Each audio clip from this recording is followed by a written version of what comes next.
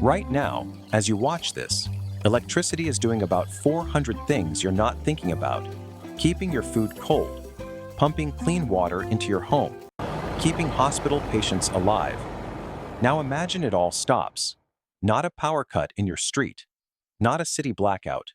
Every generator, every battery, every source of electrical power on the entire planet, simultaneously dead. For 72 hours, 3 days, that's all. You might think humanity could handle 3 days without power. We cannot. Here is what actually happens, hour by hour. Hour 1. The first thing most people notice isn't darkness, it's silence. Air conditioning stops. Refrigerators stop humming. Traffic signals go dark. Within minutes, roads in every major city become gridlock. Not because of accidents, because nobody knows whose turn it is to go. Emergency services are still responding, but their radios run on batteries with roughly 8 to 12 hours of charge. Hour 3. Water systems begin failing. Most municipal water supplies rely on electric pumps to maintain pressure. Without power, those pumps stop. By hour 3, water pressure in most cities has dropped significantly. Taps are running slow. In high-rise buildings, water stops reaching upper floors entirely. Toilets stop flushing properly. Hour 6. Hospital backup generators, the ones that kept ICU patients alive in the first hours, begin running low on fuel. Most hospitals carry between 24 and 96 hours of diesel backup, but with no way to get more fuel delivered. Fuel pumps run on electricity too. Hospitals start rationing. Ventilators, dialysis machines, incubators. Doctors are making decisions nobody should have to make. Hour 12. Food supply chains are collapsing. Supermarket refrigerators, dead since hour 1, have now passed the safe temperature threshold for most perishables. The USDA estimates food in a refrigerator stays safe for about 4 hours without power. Freezers hold for 24 to 48 hours if kept closed.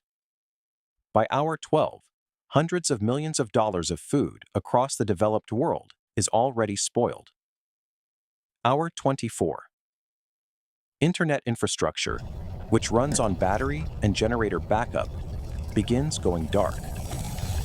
Data centers have UPS systems designed to last hours, not days. By the 24-hour mark, most of the global internet is offline. Financial markets, which had already suspended trading in the first hour, cannot reopen. ATMs are dead. Card payments don't work. Cash, suddenly, is the only currency that functions. Hour 36. In cold climates, homes without central heating are dropping below safe temperatures. The elderly and very young are most at risk. In hot climates, the opposite, without air conditioning, heat-related illness spikes. Emergency services, running on whatever battery reserves remain, are overwhelmed. Communication is breaking down. Most people don't know what is happening or why. Hour 48. Nuclear power plants, which have their own independent backup systems, are still safe. But they've entered controlled shutdown procedures. Coal and gas plants are offline. Renewables, wind turbines and solar panels, are still generating electricity. But without the grid infrastructure to distribute it, that energy has nowhere to go. The power exists. The network to carry it doesn't. Hour 72, the 72-hour mark. And here's the number that changes everything.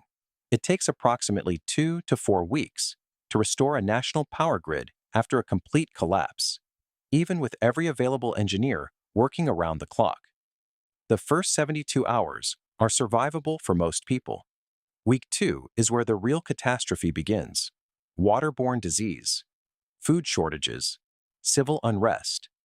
The 72-hour scenario isn't the disaster. It's the warning shot before the disaster. So what does 72 hours without electricity actually look like? Gridlocked cities in hour 1. No water pressure by hour 3. Hospitals rationing life support by hour 6.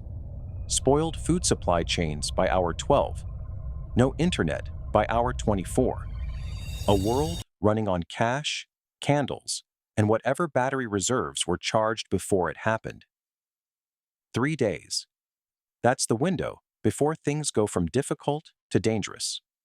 Which raises the only question that actually matters after watching this. How prepared are you? Probably not enough. But now at least you know what the clock looks like. New video every Saturday. Subscribe so you don't miss the next one.